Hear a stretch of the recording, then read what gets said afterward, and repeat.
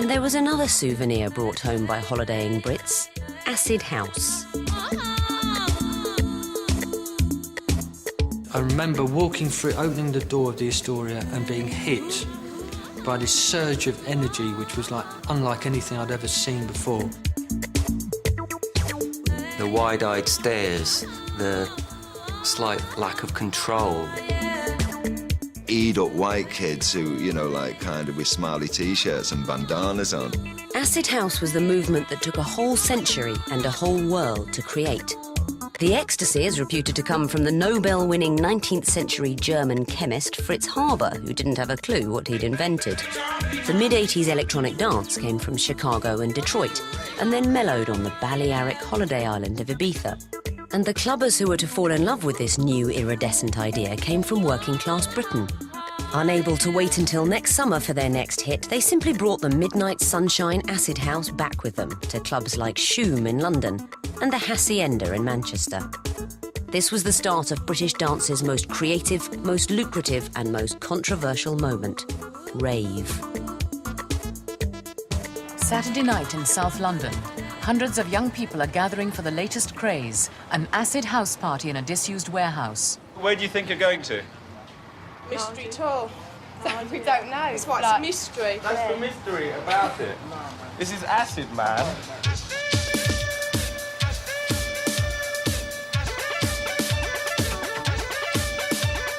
People were travelling and driving to old warehouses or old mills. Padlocks would be broken off front doors, sound systems would be put on, and word of mouth or flyers would advertise the location of a dance event for one night and one night only. Well, when it first started, it was really different. The music was like nothing else really that had been around. Most of the time my parents don't really know that I'm going to an illegal warehouse party. I'd just say it's a warehouse party and they don't ask me whether it's illegal or not because they don't really know about those sort of things. On the early raves, I used to take sandwiches with me, which is really stupid. So I'd have like a little bag with like cheese and pickle sandwiches. So you kind of that turned into glucose tablets and chocolate, and milkshake would also be my kind of like chocolate milkshake was my other kind of fix. But the fix most associated with the rave scene was MDMA, more widely referred to as ecstasy or E. Before being made illegal in Britain and the US, it had been used in the 1970s during relationship counselling. Because the ecstasy was, was a drug which made you far more open and far more receptive. It wasn't a drug that made you aggressive or made you violent or anything. It completely the opposite way, and that's why people were on the dance floor and some would say felt part of everything, felt connected to everybody on that dance floor. For some people, taking an E made the difference from standing at the bar and being boring to actually like getting out and becoming part of the group. Ecstasy got rid of your inhibitions, and suddenly everybody was just out there dancing, which is why you got some really good dancing and you got some really crap dancing.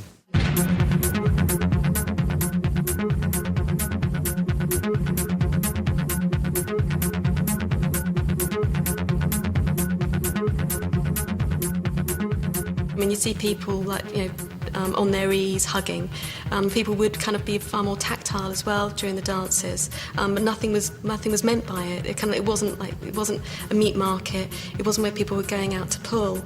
It was like how many hours have you danced for was kind of like the aim of the game. And if you weren't there to dance, then there wasn't really much point in you being there. Whilst other drugs had made other scenes the preserve of fierce self-expression, acid house was all about melting, being as one. The DJ was in control. If he got it wrong and let you down, you were all ruined. This was why any DJ who got it right, who saved you all, was so revered. I think what you get with acid house dance floors is you get almost a dissolution of the individual. It's not necessarily about individuals expressing themselves, but becomes about the communal body, the communal kind of throb, the pulse of the rhythm. The ego kind of stopped mattering. You weren't dancing with one other partner, you were dancing with the crowd. It wasn't, to be fair, a gigantic arsenal of dance moves. If you've been up for, say, 3 days and your legs aren't working anymore and you're so tired, you can still sort of do this and feel like you're kind of getting into the track. And depending on how fast the beats are, it's how often you're flicking your arms. And when you're flicking your arms and sort of trying, you're picking out the tunes or you like that beat, your hand's doing this sort of movement and it kind of automatically starts to look like you're doing a box. I think a lot of them were just really tripping off their box. So I think they were just like kind of had their own little world where, you know, where it was seemed quite natural that you should have a dance and entails putting a screw into a wall. All that stuff. Inside, wide pupils, day-glow T-shirts, and a family of chemical children playing love games. Outside the warehouse doors, the increasingly hard times of the late 80s recession. Long-established industrial communities were about to take a final fatal blow, while Britain's youth held hands, hugged, and danced the night away. I don't think it's any coincidence at all that after 5 to 10 years of Thatcherism, we see a reaction against consumerism, against individualism, and a desire to reconnect. You know, in retrospect, it's very easy to see that as a way that people formed communities in an otherwise quite alienating world. But as Acid House grew in popularity, it wasn't the sense of togetherness that outraged the tabloids. It was several thousand trespassing youngsters off their heads on ecstasy every weekend. Police moved in around 8 o'clock last night. Instructions to the officers were to arrest the people to prevent a breach of the peace. Serious breach of the peace. A lot of the panic around rave was the idea that it looked like there was no thinking going on.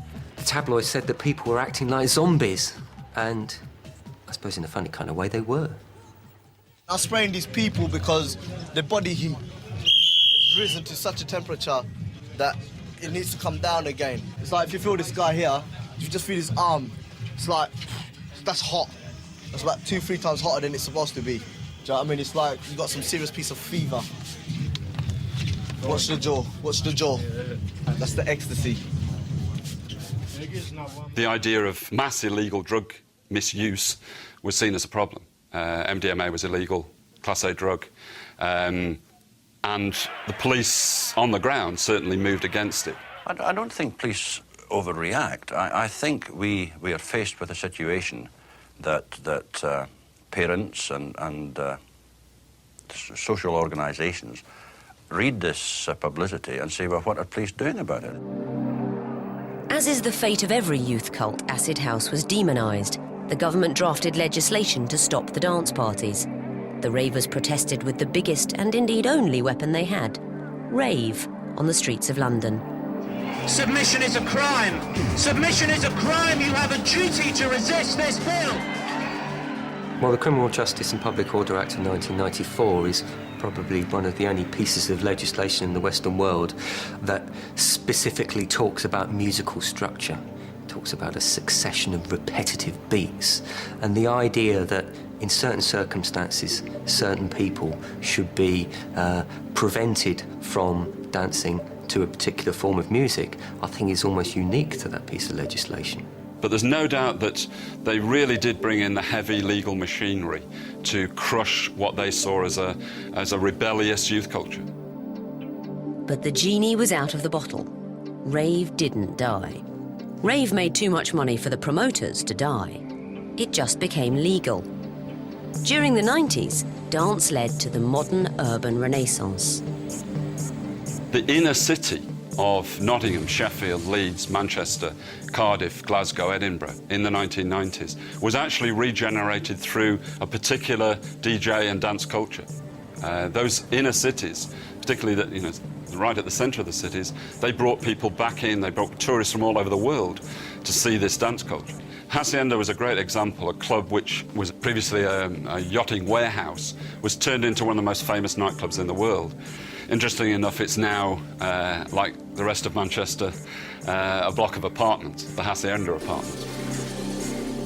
But for all the social analysis and luxury flats, for many, rave's legacy was personal and permanent. A lot of people were like profoundly changed by the experience of that period in time. You know, that first flush of acid house was just an amazing thing to, you know, to participate in and experience. It was like being in my family. I really belong. I never get that sense of belonging anywhere else. And you just sort of like memories of walking down the embankment at sort of like 6 p.m. on a Sunday night in my kind of like, you know, the clothes I'd gone out in on a Friday night, completely, you know, bleary-eyed, and looking at the tourists thinking like, you know, what day is this? Where am I? The rave scene defined British dance in the 90s, something of which the new Labour Prime Minister, Tony Blair, was very aware.